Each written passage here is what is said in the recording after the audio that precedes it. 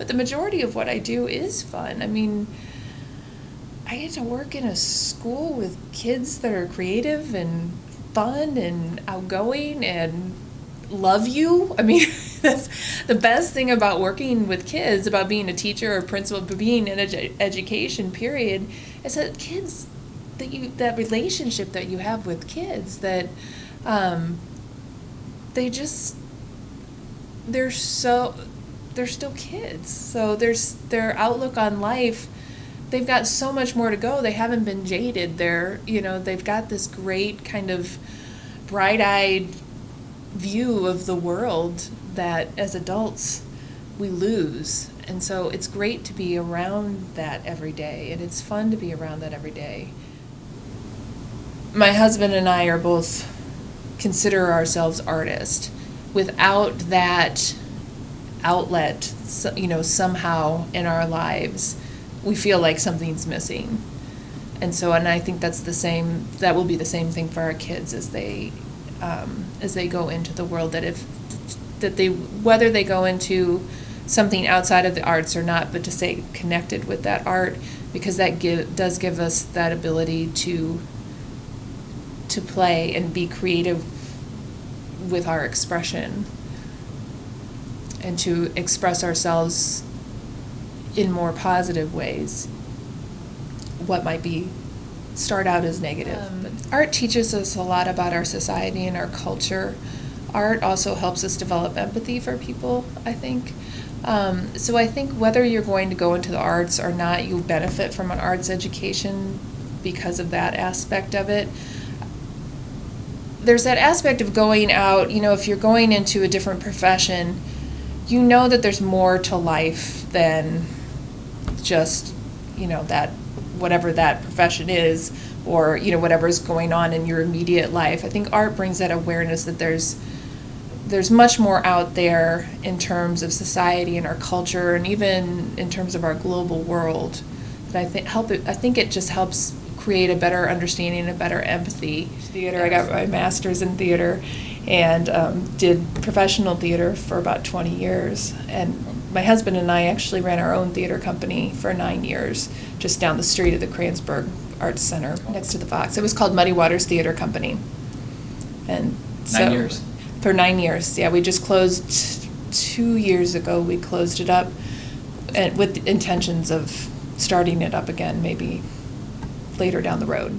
Whereas a teacher in the classroom, I knew I could make a difference for those kids I had in the classroom, but started seeing in my future, or wanting in my future to make a difference for more kids if I could. And so I went back to graduate school again. I have 3 graduate degrees. I went back to graduate school again and got my master's in educational leadership, and then started on my PhD. As I was in that program, I met the former assistant high school principal, Laura Hoffman.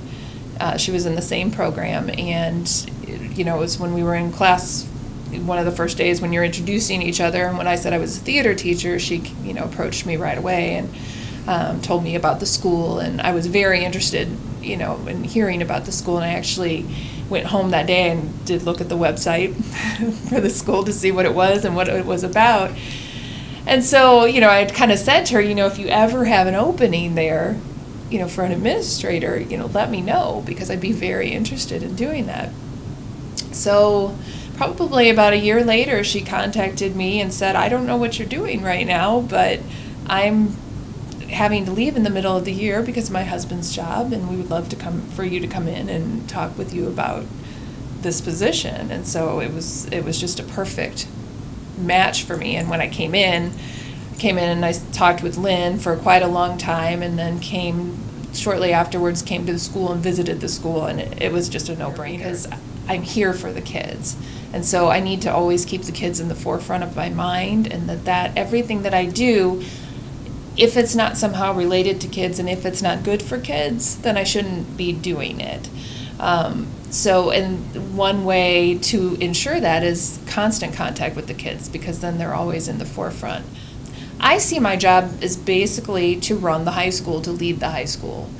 But included in that, we have not only the high school academic teachers, but we also have the arts teachers. So in terms of exactly what my job is, any issues with students, high school students, I address those. Any issues in terms of teachers, I address those. And I don't mean issues as a negative, I mean positive, negative, anything that has to do with students, anything that has to do with teachers on the high school side. But at the same time, I also deal with the arts because I supervise the theater and dance department. So I also have that piece on my plate. I think every day, about the high school and what does the high school need and what do I need to do to make sure that that happens for the teachers and for the students. Something that I love about being here is that it's still growing. Everything is so flexible, which I really like. There's nothing nobody ever says, well, we've done it that way for years. You never hear that here because it's not true. There's nothing that's been done for years here. And so people have to be very open-minded and have to be very flexible. And I like that. That's very, for me, the constant kind of movement and developing and growing. I don't think we ever should say we've always done it this way, so we're not going to change it. And I think that is something that it's hard to do, and we're finding out this year, I think, as we're getting bigger, how difficult it is to do, but we're committed to doing that, and so committed to continuing to have that flexibility and changing, and to fit the needs. We have to fit the needs of our students, and so that means that we have to be flexible in order to do that. I don't think you can have rigor without the arts. I think the arts feed into the rigor. I think it's a piece that a lot of schools are missing.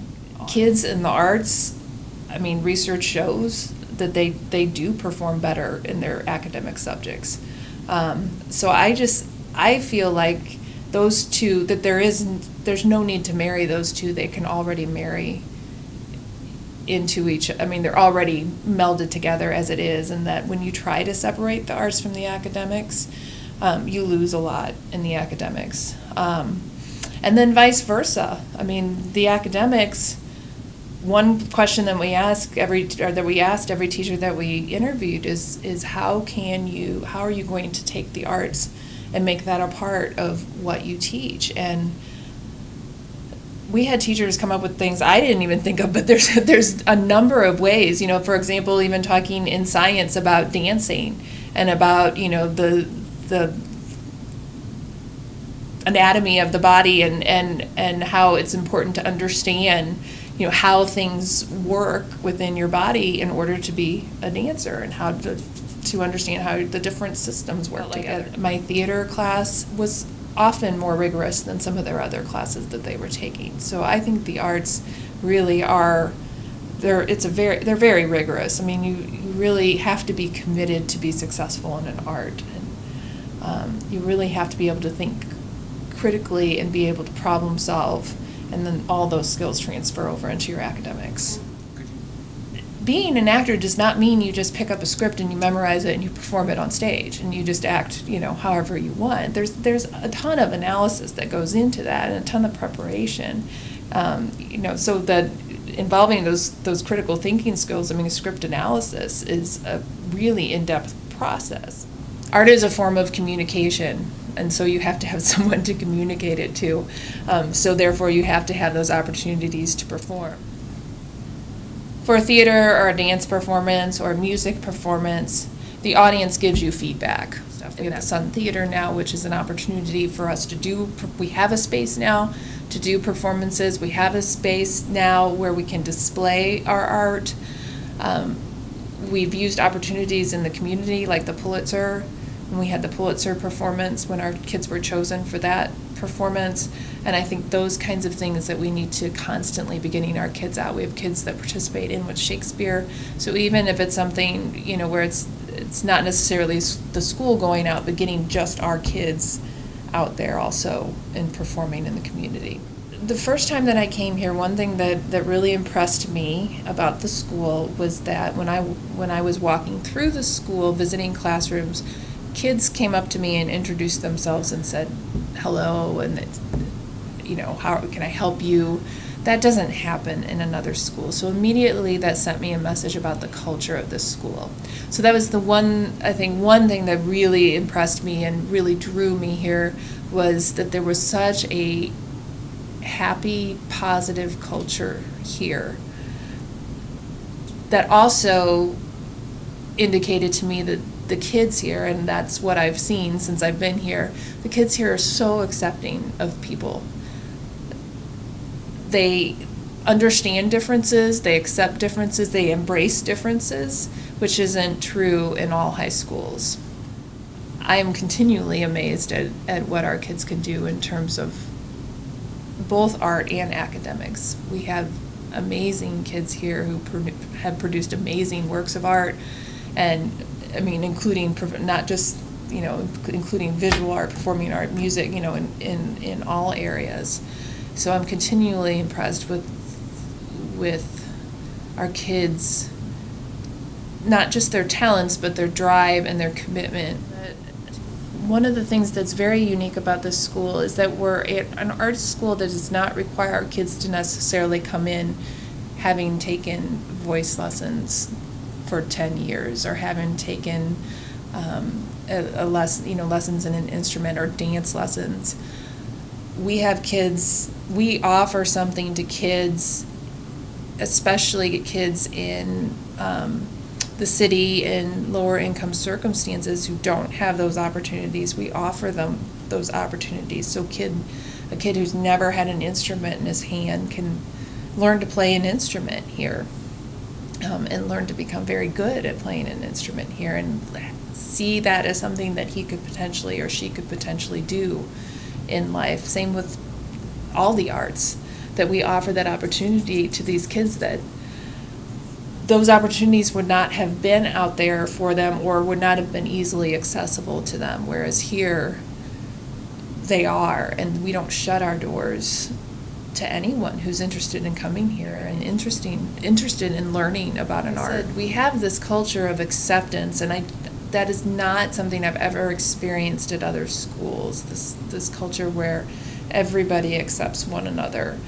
And a culture of creativity, which isn't in other schools. And then you also have, like we talked about, the flexibility, a culture of having to be flexible and having to kind of go with the flow and be creative about how we solve problems. And that's true not just in the adults, but in the kids in the building. I think the fact that Lynn created this school very much runs through this school. She established a culture here that really reflects her beliefs, and her beliefs in the arts, her beliefs in social justice, and her beliefs in the marriage of academics and the arts.